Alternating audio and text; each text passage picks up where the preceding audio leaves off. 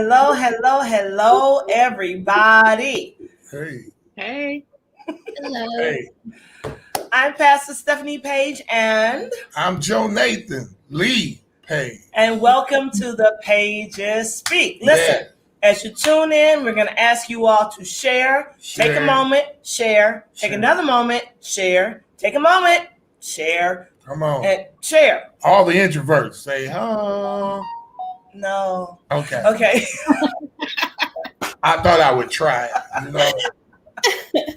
Anyway, but as you come on again, share. And we're going to start this conversation about introverts in ministry. Okay. A lot of times we think about ministers, we think about, any of the fivefold gifts, and we never really think about what kind of internal or what kind of struggles they have to go through in order to go forth to do what it is that God has called for them to do. Most people do not know this, but I'm an introvert. What? Are you kidding me? I've been with you all this time and never knew it. Anyway, those who know me very well know that I am. And that I do what I need to do, and I do what I love to do for the kingdom of God, but I have to push. I have to press. Right. I have to set my mind to do it. And then after I do it, especially if it's a crowd or I'm dealing with a lot of people, I have to take some time to get myself together. Get it together. So today we are talking to some wonderful young ladies, some powerful women in the kingdom of God. You hear me? They're powerful. Powerful. Come on. That's right. So we have minister. I'm going to say minister today so that she won't freak out. Minister. Go easy. I'm going easy. Minister Jessica Robbins. Hey, y'all. Musician extraordinaire. She's just extraordinary in just so many areas. We can't even name them all. She's a wonderful woman of God, and I love her so much. But she is an introvert. Oh, and we also have the beautiful, incomparable Brittany Davis. Come on now. Hey, everybody. Poet extraordinaire, Gratitude Jar movement founder. I need her to talk about that. Just all kinds of areas. Wonderful mother, wife, prayer warrior, all those things. And she is an introvert. So how does this work? How do introverts really operate in ministry? And is it really, really difficult? So I just have a few questions to ask. Have your introverted tendencies ever made it difficult for you to do what you need to do for the kingdom of God? All right, I'll go first. Yeah, it has, because I need to be away from people so I can recharge. Mm-hmm. But just going to church, it's a bunch of people in one spot. And I remember the first time I kind of realized how much it was taking a toll on me. I went to someone's outside service, and it was like in this big parking lot, and I was able to sit in my car away from everybody and just enjoy church. And I was like, oh my God, this is amazing. This is how things should be all the time. And I had to go back to reality, just around people. So just even if I'm off to the side on my keyboard, not talking to nobody, it's still a pull on my energy. Like, oh, okay, I need to go away. So yeah. How does that work when you even around all them kids you be teaching? Man, that's got to be tough. The worst. A lot of times I'll have a break in the middle of the day, and so even when kids come to me on my lunch hour, they be coming trying to talk and shoot the breeze and everything. As a director, I want to keep the room open for people to come in and talk and chat, because I know we need that fellowship even as a band. But I'd be like, okay, y'all, Ms. Robbins is an introvert. Y'all need to go talk amongst yourself. Leave me alone for the next 20, 30 minutes. Don't talk to me. I'm not mad. I just need some time away. Yeah, because you leave the door open for a reason, so you can come in and out fluently. Yeah. Absolutely. Yes. I get it. What about you, Brittany? I would say yes, it's definitely interfered. Just because, like Jessica said, I need to recharge. My 9 to 5, I'm working with 60 people at minimum a day. And so to have people pulling on me outside of that, it's definitely a strain. I definitely need to take moments to recharge and to steal away. But again, you can't stop people from texting you or calling you. So this is always that battle between me wanting my me time and me having to, talk to people or counsel people, whatever the need is. Okay, so how do you overcome it? What do you do? What do you do when okay, I really want to just be quiet and to myself and over to the side, but I have to do ministry? What do you do? So for me, if it's like honest, I'm just gonna be honest. I set boundaries. I might not respond to that text message right away if I don't get an inkling that it's a 911 emergency. I'm definitely going to take my time to breathe, prepare myself to respond, prepare myself for what the response from them might be, prepare myself for how long this conversation might go on. If it doesn't need to be a phone conversation, it will definitely be a text conversation or email or, something like that, because then I can kind of like control how much energy I'm putting out.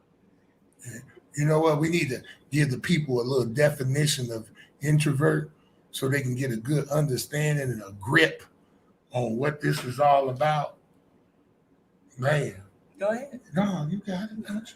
Okay, Pull well. it up. You're an introvert. Okay, You should know signs of being an introvert is you need some quiet time to yourself. Okay.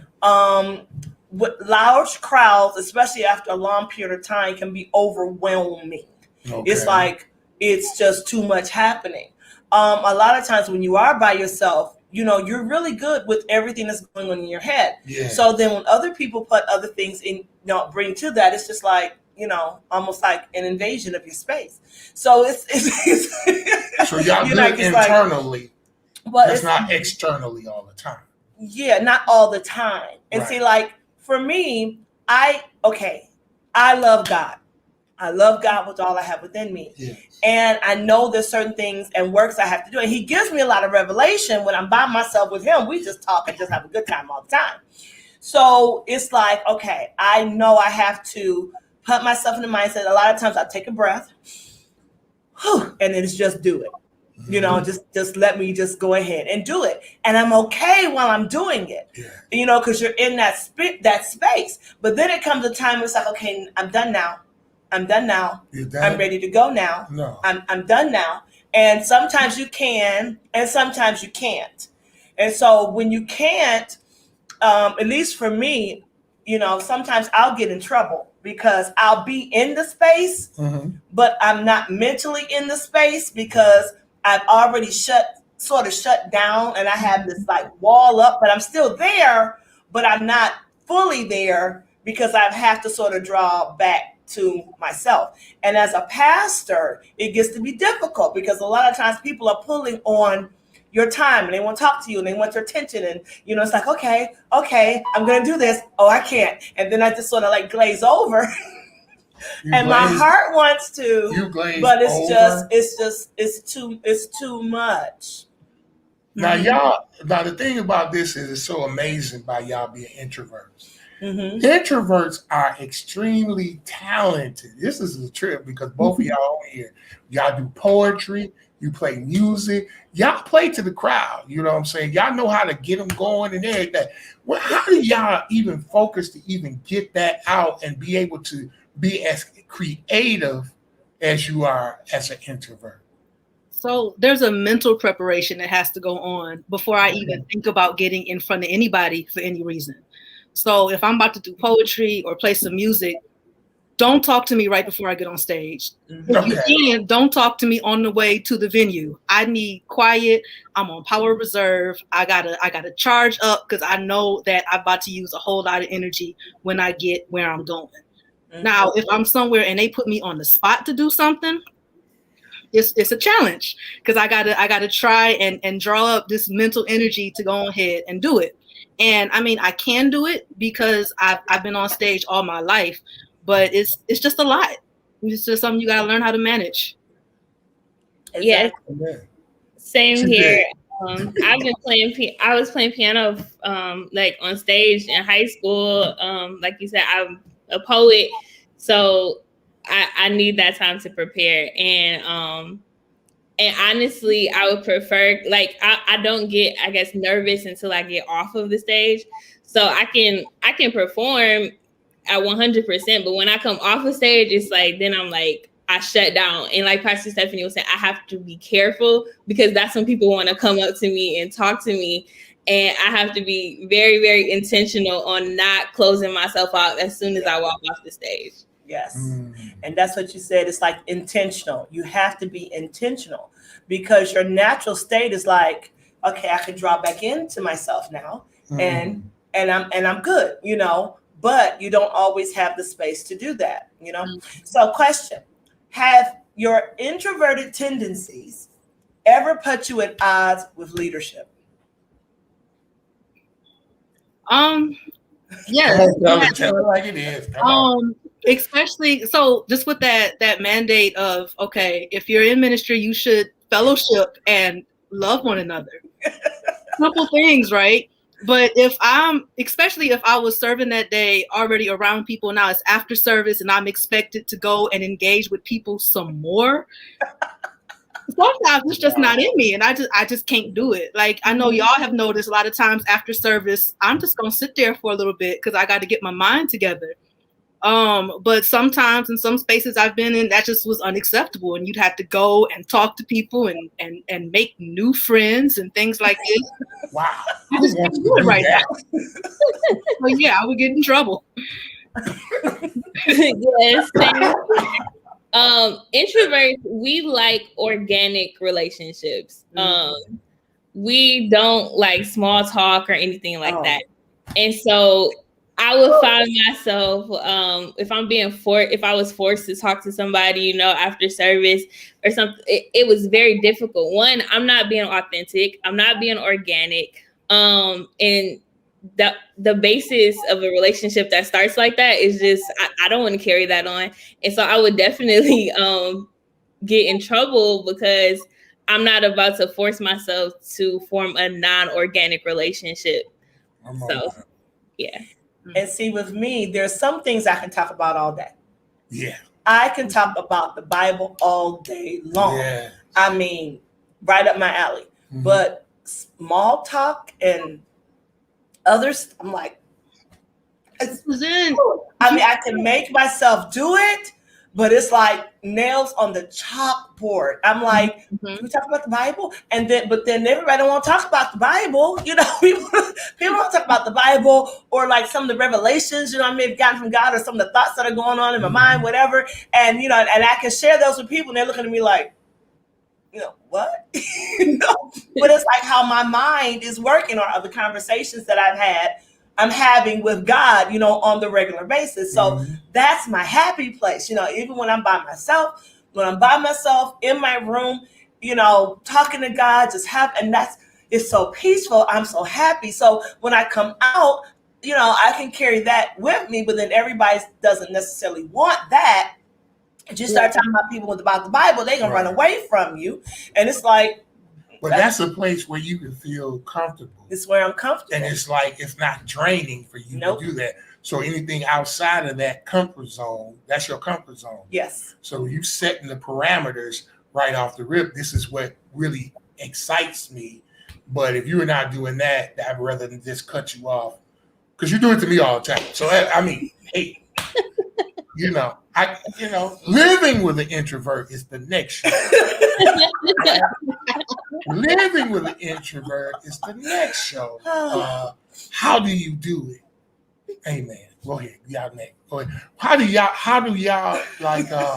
How do you? I got a little bit what you call it, ebonically comfortable. How do you guys, in the midst of everybody, what really excites you as an introvert to have a conversation about that actually allows you to stay out longer instead of going inside, internally? It has to be a common interest. And I know that's challenging for people because as introverts, we're not just gonna like come out and say like, oh, these are my interests and this is what I like to do. And so like for me to stay engaged, it has to be a common interest. Like I said, it can't be small talk. It can't be yes or no questions because I'm just gonna say yes or no. Like I'm not gonna go into detail unless there's an interest. So that's just for me. I would agree with that for me. And I will also say that if hanging out with you doesn't deplete me, then I can stay for however long. For a little bit longer. Yeah. So like sometimes I can hang out with people and every sentence it's like, can you just please be quiet? Like why are you constantly? Wow.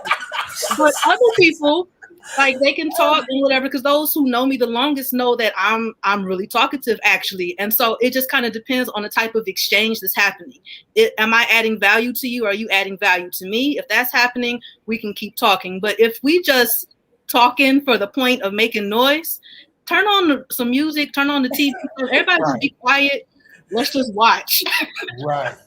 Don't just, talk me out. Go ahead. At what point did you realize you were an introvert? That's my god sister Varila. How you doing, beautiful? For me, it was, I guess, since I could talk. I've never wanted to be around a lot of people. I come from a very big family, very big, and I was always satisfied with being either by myself or just with my grandmother or just with my father. There was never a time where I enjoyed being around like all 50 of my immediate family at the same time. So I would say as soon as I could remember, I've been an introvert. Okay. I see the king of introverts is on here, Rashad, saying sarcasm is his friend. Now, he's the king of introverts. When he shuts down, he can be in the midst of you looking you right in your face and shut down. I'm just telling you how, he's a king of it. He's good. Go ahead. I'm sorry.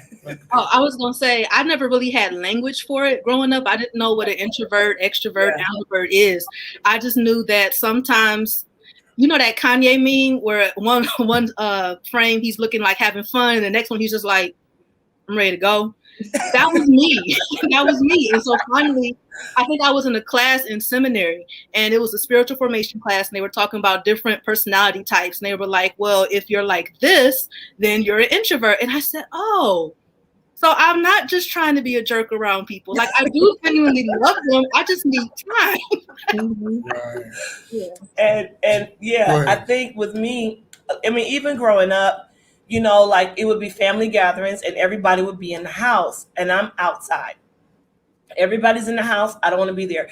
To me, it's like everybody, I can sort of cook a little bit, but everybody was in the kitchen. So I didn't want to be in the kitchen because everybody was there. And it's like, I like to play with my sister, but if my sister wasn't available, I was fine, just playing by myself.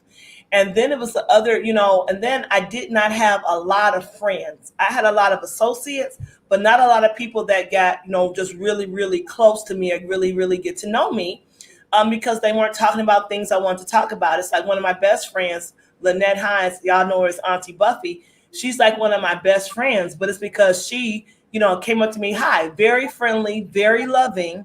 And, and she never tried to force me to be anything other than what I was. And so that was cool. But I didn't really realize I was an introvert until I really started looking at the attributes of an introvert. Mm-hmm. And I was like, oh, yeah, I guess I am because I just like, okay, I'm just a little different. I can be sociable, but, again, I have to choose to be sociable. And if I have my choice, I would, and it's like every day from work, I would come home and I would do what I had to do for my kids. And then I wanted to be alone. Can I get y'all a t-shirt? I'm an introvert, not a jerk. Yeah. That's good. There you go. The T-shirt, hashtag it. Let's go. Okay. But yeah, that's good because a lot of people will think, oh, she's standoffish, she's mean, or like for me, sometimes I would try to fit in, but my conversation would be sort of awkward because I don't necessarily fit in, with everybody else's conversation. So, and then if I tried to force it, it would just be wrong. So it's like, yeah, I'm sort of good. And then I would get a couple of people who really, really got me. And it's like, okay, cool. These are my people. But yeah. So I guess I knew sort of young that I was, I was, but I didn't know what it was. Let me put it that way. I want to say something. I was in another ministry a while ago, years ago. And there was a lady who came, they had invited her in to teach about the different personalities. And they were talking about introverted, extroverted. And that's when I understood it was good to know because it teaches you how to engage people and how to minister within and have an understanding. Yes. I had a pastor, he was an introvert. Don't call him by his crib without calling, because you might not get a answer, or he may be like, hey, you can come back another time. That's how I got to kind of like to learn about it. And it's cool, you know what I'm saying? Sometimes, you need to have that place or that space where you can be a part and get yourself together to be able to deal with whatever comes next. So it's something that we all need to learn about, to be able to learn how to engage one another and really understand, okay, this person is not doing so well. I know they're an introvert. Let me give them a little space and not talk right now. Let me go over here where the extroverted crowd is and hug and high five and hang with them real quick.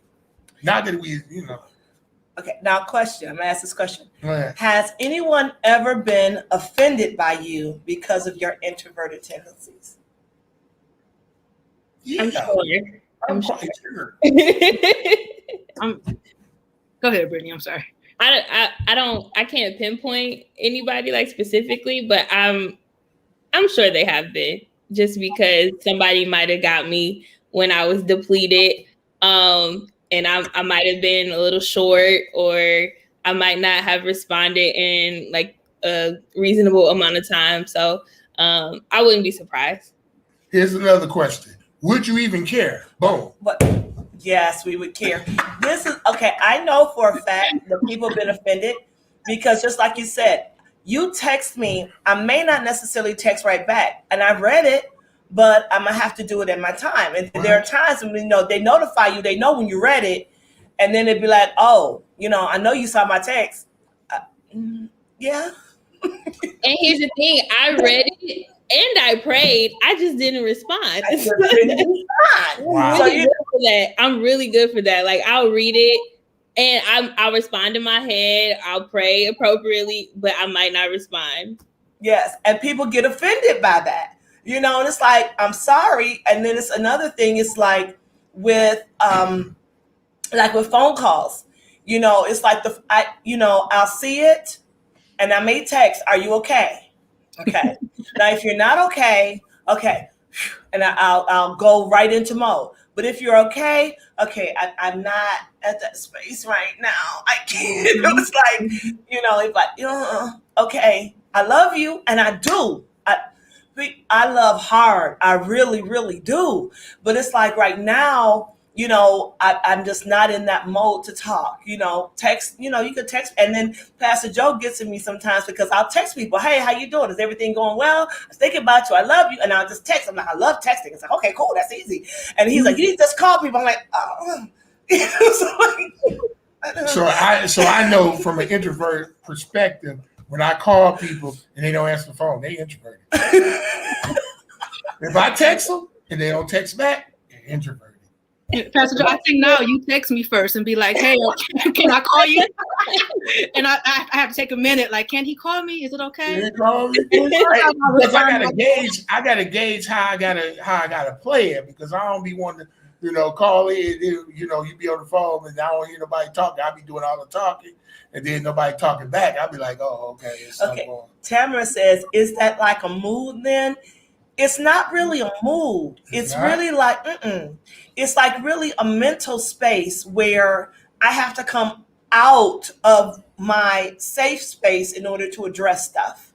So it's almost like it's a mental space where I really dwell and where I spend most of my time either recharging or talking to God or thinking through things or, and things of that nature. So it's like, it's my happy place. It's my happy place. And like I said, I have no problems. I'll come out, but sometimes I need to recharge my tanks. And I think Regina says I'm both an introvert and an extrovert. I can be an extrovert. I can be extroverted. But for me, I make a decision and a choice. Okay.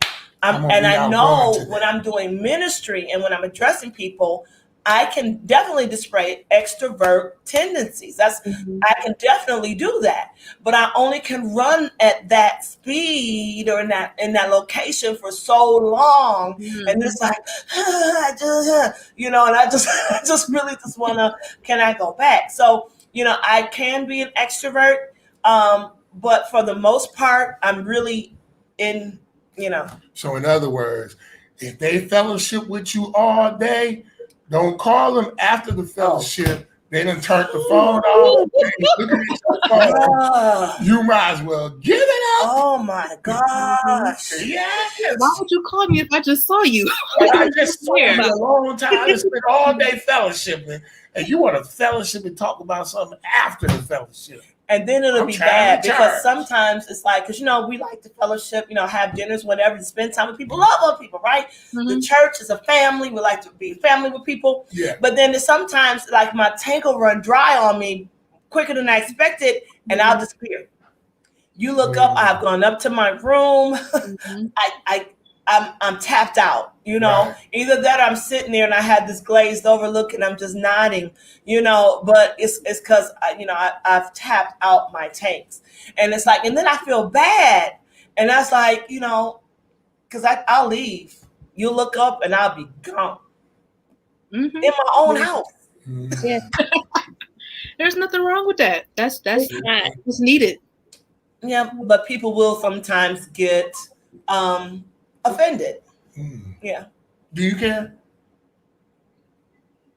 Yes, I do. I don't want to ever offend anybody. I know you do not. I never do. I never want to offend anybody. I love everybody. I want anybody to be hurt by anything that I did. Because I'm an extrovert and I want to know, do you care?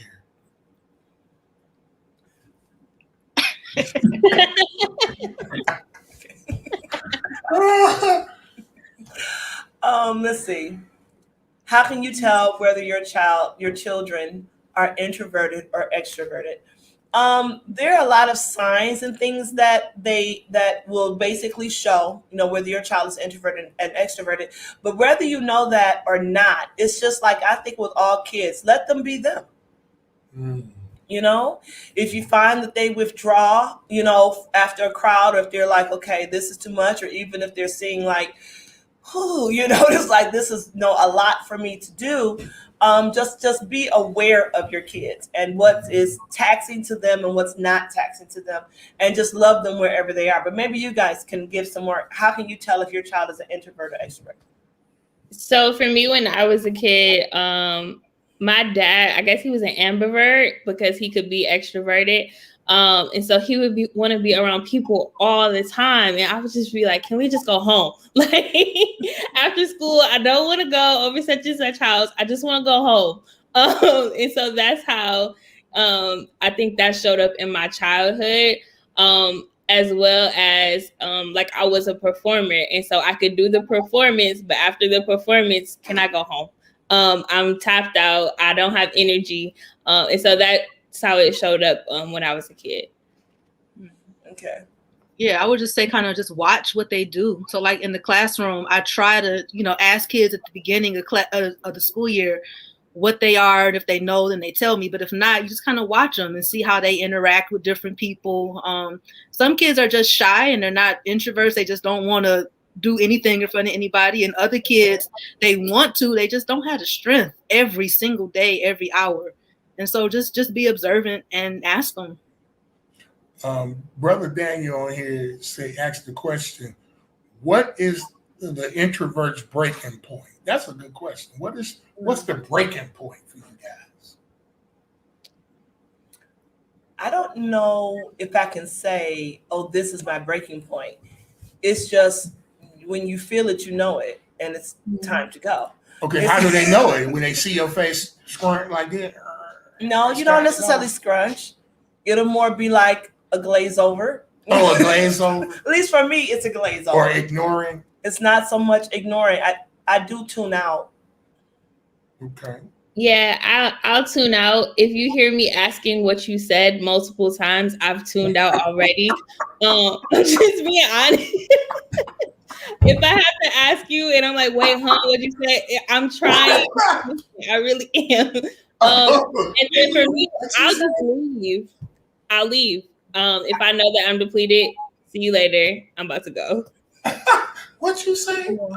Yeah, I don't think I have a real set breaking point either. Because, like, I guess I like how Pastor Stephanie is saying glazed over. I'll do that. You just talking, and I'll glaze, and I'm real good at saying, yeah. Isn't that something? Oh, that's a good one right there. But I'm not listening. I'm in my own little world, not paying no attention, just staying functional in the conversation until I can find an exit.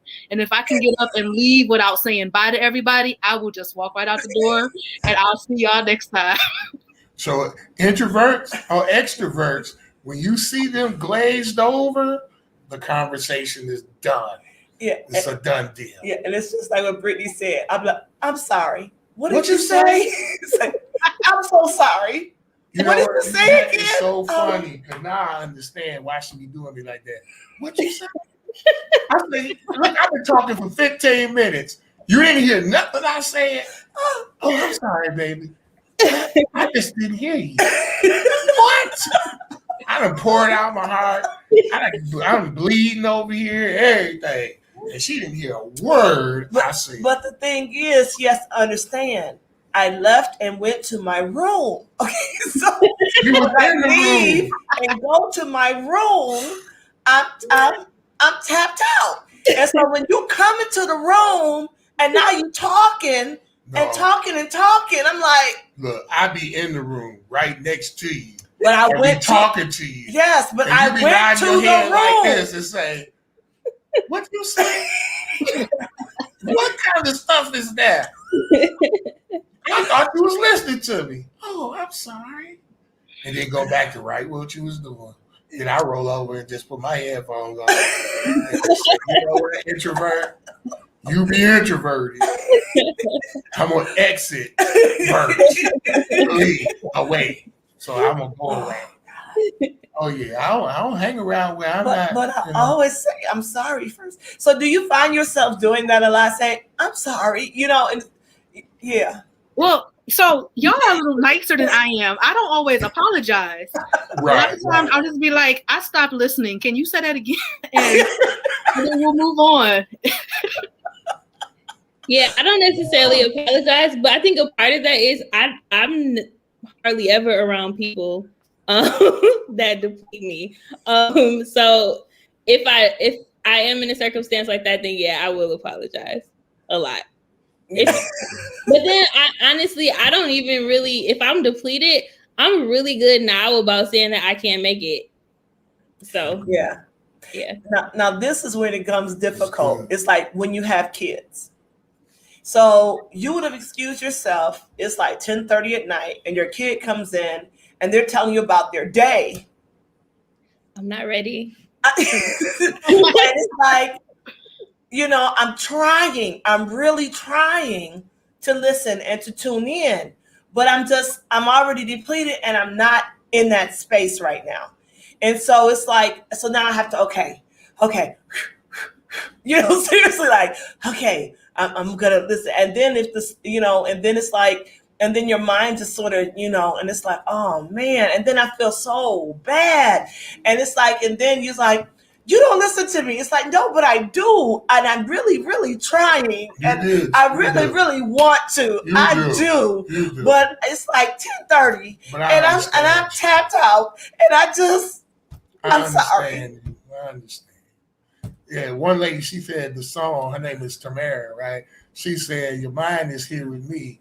No, your body is here with me, but your mind is on the other side of town. So that song was about an introvert. No. Man, I didn't figure that out. Thank you, Tamara. Thank you for saying that. Because I'm, your body right here, but your mind is somewhere else.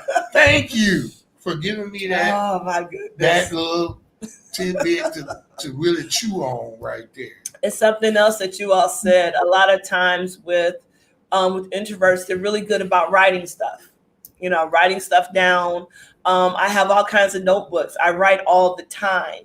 But I talk selectively, but I write all the time.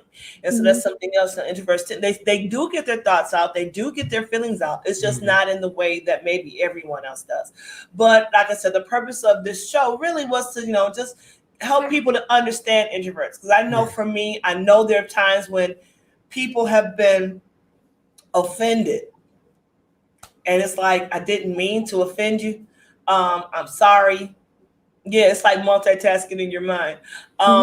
It's, I didn't mean to. It's just, my taste. But anyway,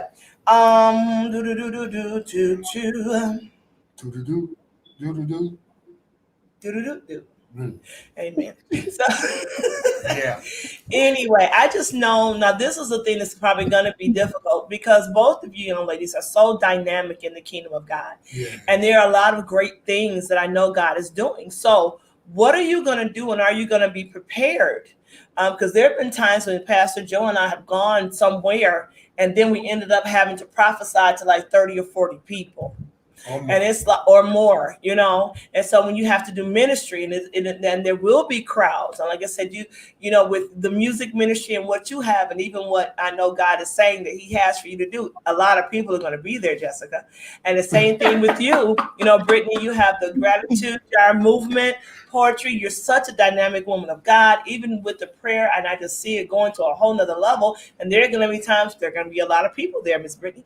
So wow. Are you all prepared for what God is going to do for the next level for you that involves a lot of people, even as you're an introvert? Where I'm weak, he is strong. So come on. That's the scripture. I am weak, he is strong. Come on. Amen. And that God gives me grace. He gives me grace in those moments. Believe me, if I'm in front of a crowd of people, I did not put myself there.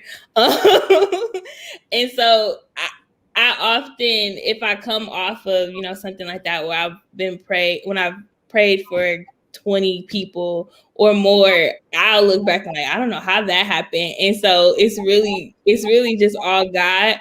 And so I rely on him in those moments because I know it's not me. So yes.